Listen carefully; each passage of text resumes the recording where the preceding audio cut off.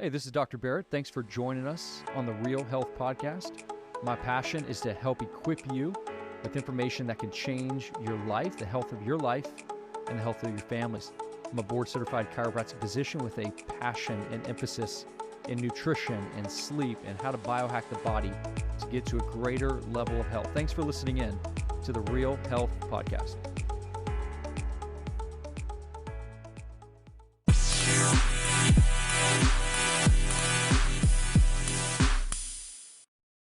Welcome back to another episode of the Real Health Podcast. I am going to dive in today on day 3 of a water fast of 7 days. So we're a little bit heavy here into day 3.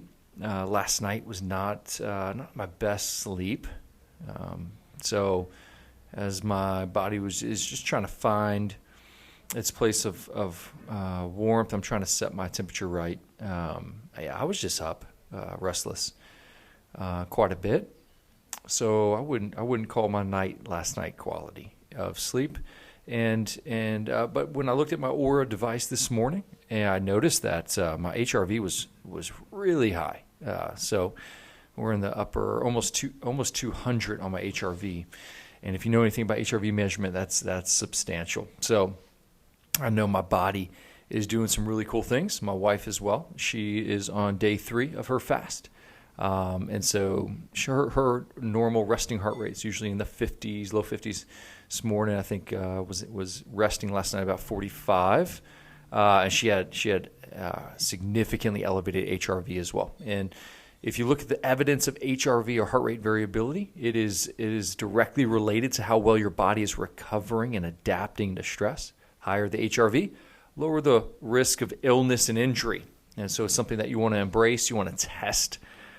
Because its influence on even cancer and how cancer outcomes are substantially improved when your HRV levels are higher. So I woke up this morning pretty fatigued, jumped into the sauna. It just was hard to get going at 5 o'clock in the morning this morning. But I did my normal morning routine.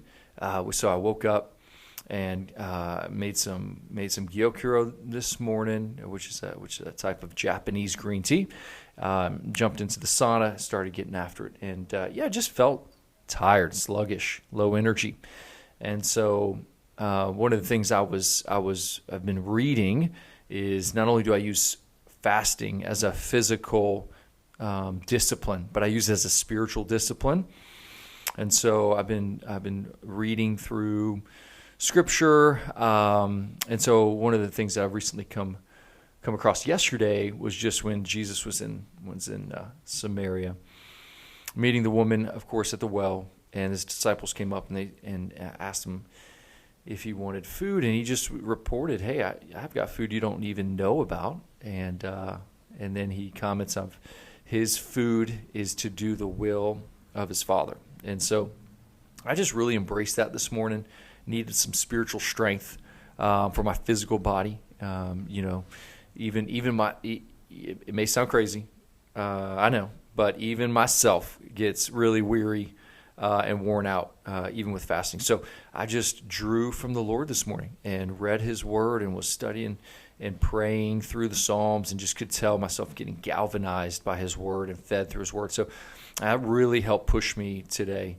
Spent an hour in the sauna, came out feeling alive, feeling good, had a great morning with patients this morning, and then went on an hour ruck. So just strapped on about 30 pounds on my back and rucked it about a little over an hour in the woods. Body felt good. I've had a ton of element or salt packs today. And then now I'm sitting here recording a podcast. Did a cold plunge just a few minutes before this. Sat in there. It's probably low 40s right now. Sat in there for 3 minutes, which is what I typically do. And I came out. My brain is just on fire. I just feel so good. High level of function right now. So feeling really good. 3 days in.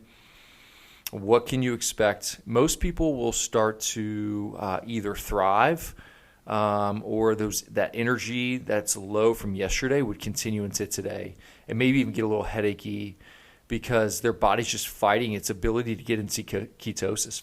Day 3, or really should be deep ketosis, and a good sign that you are healthy, fat adapted, and that you can use fatty acids for metabolism properly, and you can make ketones, and those ketones can turn into brain fuel, is your energy levels, your mental clarity, your focus, your ability to concentrate, have memory.